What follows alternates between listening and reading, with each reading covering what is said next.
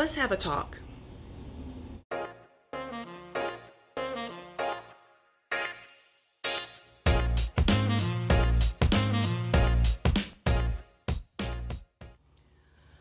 So I tried to do my usual product review type video, and with everything going on, I just couldn't do it.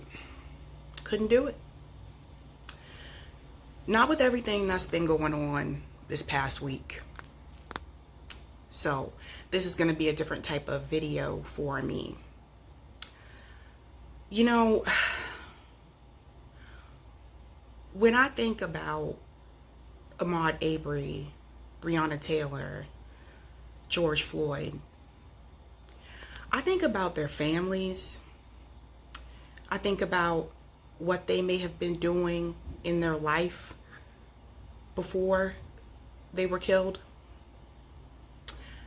I think about who was the last person that they saw before they were gone. And I think about the fact that they didn't get a chance to say goodbye.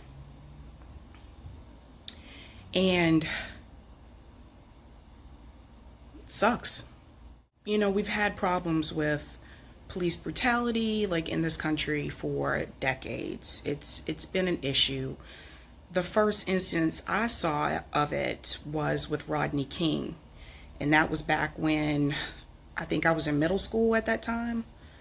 That was a long time ago, but it continues to happen.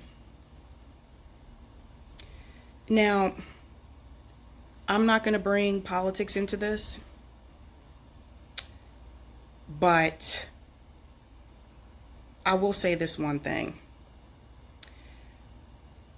You know, well, I'm not going to make this about politics, but just a couple of months ago, we had a former mayor running for president just a couple months ago.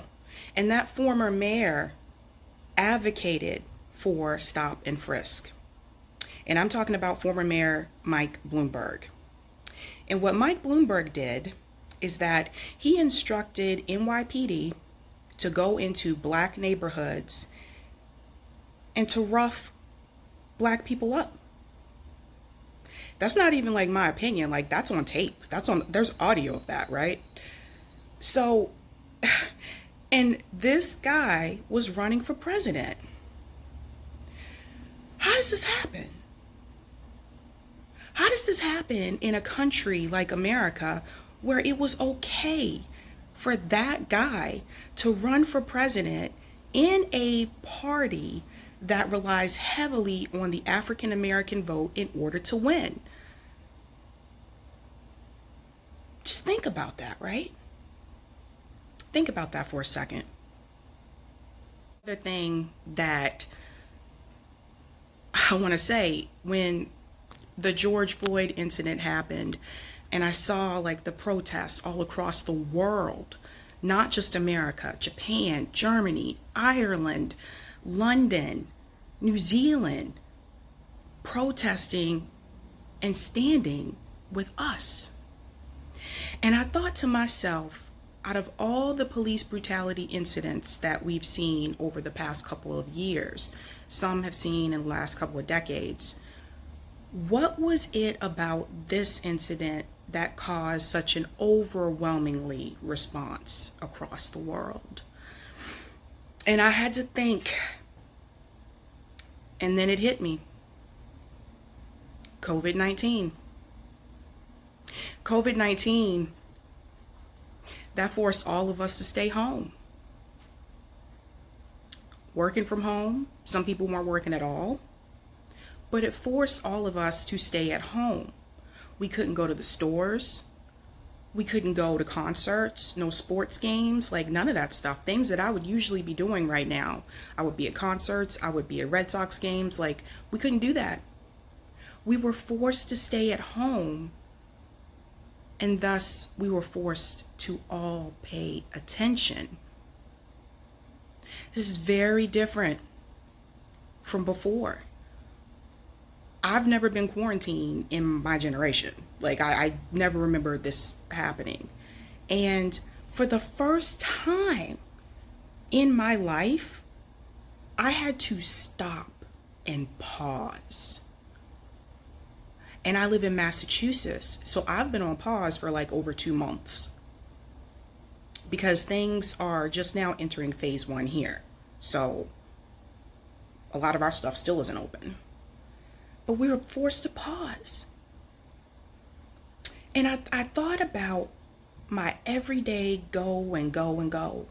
I was constantly going. I was rushing in the morning to get up ready for work, get to work, rush through that day, come back home, or try to rush home, cook, go to sleep, get up the next day, repeat. And somewhere in the midst of all of that, some of us did not have the chance to pay attention to what is going on in Black communities and just in general. People make a lot of statements about the young generation today. They say they're lazy, they say that they're snowflakes, they say that they want stuff and don't want to work for it. But when I turned on the TV, a lot of the protesters that I saw were young people. The young people showed up. They've been protesting for days. I think sometimes we can be a little too hard on the young generation today because they do not have and will not have the same type of future that a lot of older people have. And that's a whole nother discussion. But I want to commend the young people for coming out and standing up for something that they know was wrong, standing up for injustice. So I want to commend you. And I'm saying that because I know you don't get that a lot. I know you get a lot of flack for your generation. But look at you now, standing up and out there fighting. I don't know what the answer is, but I do know that one thing that is not the answer is hate. If you look back through our history as a country, hate never solved anything. All hate ever did was make things worse.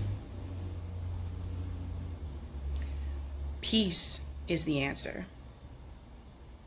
And on that same note, I do not condone violence of any form. I just want to make that very clear. And yet at the same time, I understand the frustration. I don't loot. I won't loot. That's not my thing. I don't agree with people looting. But I understand the frustration. Americans are tired. Americans are fed up. Americans have had enough. This has been a challenging year, 2020 so far. With COVID and all of this, it's been a tough year. But just in general, American people have had enough.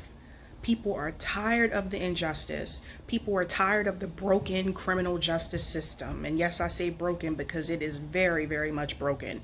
And anybody that's been a lawyer or a part of the legal system and the criminal justice system, they know the criminal justice system is messed up. So as a people, we have to stand up. We've tried doing it other ways. We've tried filing paperwork. We've tried with petitions. And yet, nothing changes. So the noise that you hear outside of the crowds and protesters, they want change. They're not out there just to be out there. They want change. I don't know if one single person is going to be the answer. I don't know if Joe Biden will be the answer, just being honest with you. I think it takes more than one person. I think it takes all of us to stand up against this type of behavior. It takes a group. It takes a village. We are the ones that bring about real change, not one person. So we have to continue to stand up for what we know is right.